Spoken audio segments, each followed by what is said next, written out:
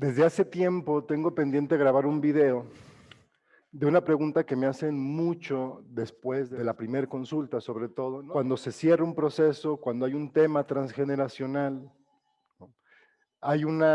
Yo les sugiero una serie de ejercicios que tienen que ver con la posibilidad de liberar, de sacar, de llevar fuera de la información que usa nuestro cerebro, llevarla a la conciencia, ¿no? Lo voy a explicar de una manera un poco más gráfica. Recordemos que un DHS, un conflicto, un bioshock, se genera porque la persona vive una situación conflictiva altamente traumática que no tiene respuesta adecuada a nivel psíquico, a nivel verbal. No lo puede comentar con otros. No tiene palabras, no tiene lenguaje, decimos, ¿no? No hay lenguaje. Aparte verbal. Tiene que ver con el lenguaje. Lenguaje son formas de expresión y de entendimiento. Lenguaje son palabras, son expresiones, son emociones, es toda una capacidad de comprendernos, comprender lo que pasa dentro y lo que pasa afuera. El lenguaje tiene que ver, como siempre decimos, con la cultura. Somos seres culturales y nuestro cerebro nace y lo que va desarrollando es la parte del cerebro verbal. El cerebro preverbal, ¿no? Es la parte más arcaica, la que responde a la parte más instintiva de supervivencia, automatizada. Esto tiene que ver con la cultura. ¿Qué tiene que ver con lo transgeneracional? También lo comentamos, es que los mamíferos tenemos críos para sustituir a los que mueren. Entonces, todo lo que vive una persona y que no encuentra respuesta en la parte verbal, va a ir quedando grabado, codificado, memorizado, aprendido como una situación conflictiva a resolver. El cerebro va a interpretar aquello como una situación, como un conflicto no resuelto, una necesidad biológica no satisfecha. Los mamíferos tenemos críos para sustituir a los que mueren. Entonces, los que nacemos traemos precondicionada una tendencia a ejercer cierto rol en el clan, en la manada, en la tribu. Nacemos con una tendencia que tiene que ver con esta sustitución. A esto yo le llamo estructura cognitiva. ¿Cómo conozco la realidad? ¿A qué le presto atención de las infinitas posibilidades?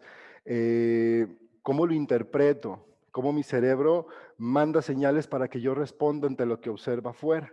Entonces nosotros no nacemos en blanco, nacemos con una estructura cognitiva que trae información aprendida por los cerebros de nuestros ancestros, sobre todo con aquella persona con quien más afinidad tenemos, ya si hablamos en términos de la consulta, con quien más afinidad tenemos en función del conflicto. Tenemos afinidad con todo nuestro linaje, pero cuando encontramos un DHS, regularmente el DHS está muy preciso, es una situación, un espacio y un tiempo concreto que vivieron nuestros ancestros. Regularmente no es una vez, a veces sí, y a veces es un gran evento que desencadena otro montón de eventos, de situaciones conflictivas que no se pueden verbalizar, que no se pueden expresar.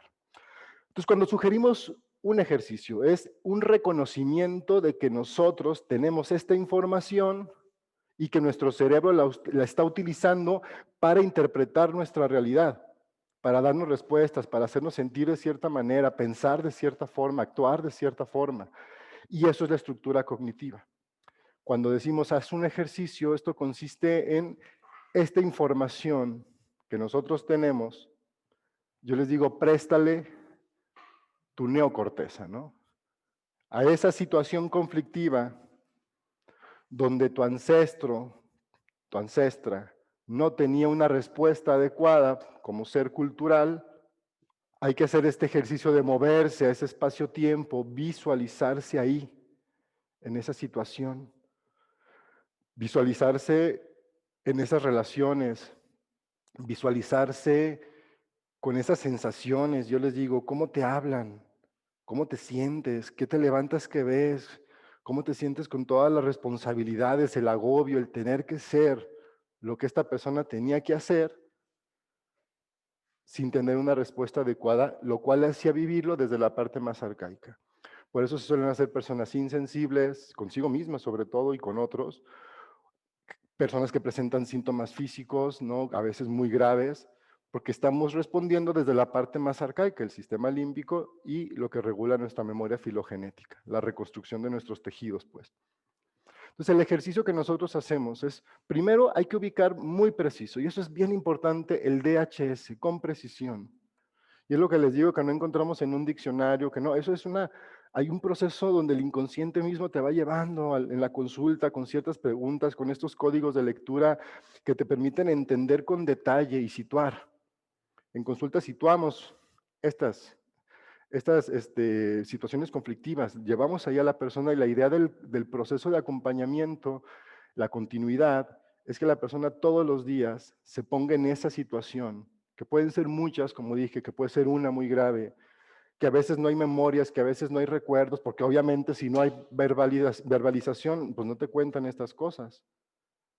Entonces lo que hay que utilizar es esta herramienta fabulosa que tenemos, que es la imaginación. La imaginación nos han dicho que es como fantasear, te lo estás inventando y sí.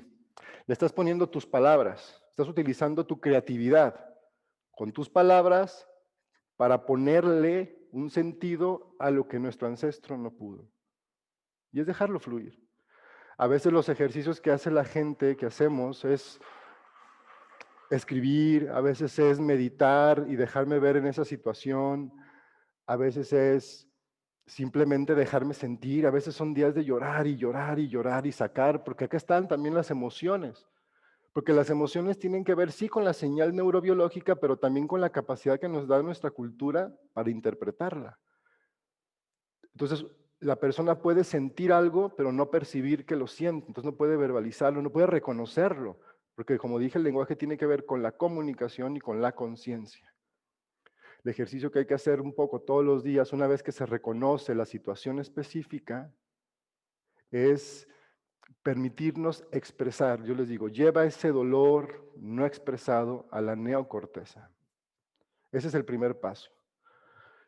No es como un tema de, échale ganas, abuela, vas a estar bien. No, no, no se trata de eso. Se trata de reconocer el dolor vivido y llevarlo, expresarlo y al mismo tiempo hacerse esa escucha de la abuela. Uno juega ese doble rol y luego tú le puedes hablar, ¿no? En ese juego, en esa imaginación, visualízala adelante. ¿Qué le dirías a esa mujer de 20, de 15, de 18, de la situación que estés visualizando? ¿Qué diría ella si tuviera tu conciencia, tu lenguaje? ¿Qué expresaría si tuviera tu capacidad de sentir? A veces las personas que llegan a consulta son hipersensibles por lo mismo. Como traemos la estructura cognitiva del ancestro, las señales que nos manda son similares, pero nosotros no tenemos la coraza, somos mucho más sensibles. A nosotros la señal nos hace actuar de una manera exagerada muchas veces. Se trata de reconocer esa hipersensibilidad, reconocer su origen y permitirnos expresarlo, llevarlo a la neocorteza una y otra vez, porque el cerebro funciona con patrones de repetición.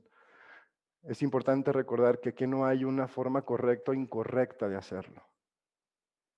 Es un flujo, es una creatividad, ¿no? Es un tema que los rituales surgen espontáneamente, de repente se te ocurre hacer algo, de repente aparece algo, de repente la persona con la que no podías hablar, ahora sí puedes hablar, ¿no?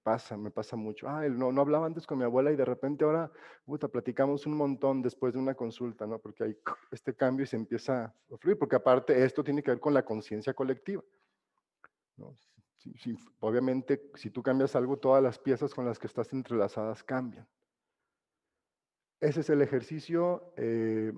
Seguimos en comunicación. Espero haberme explicado. Si es algo complejo, sobre todo si quizá no hemos ido a consulta, pero si ya están familiarizados con este lenguaje, les va a hacer mucho sentido lo que acabamos de charlar. Bueno, un placer. Muchísimas gracias. Cambio y fuera.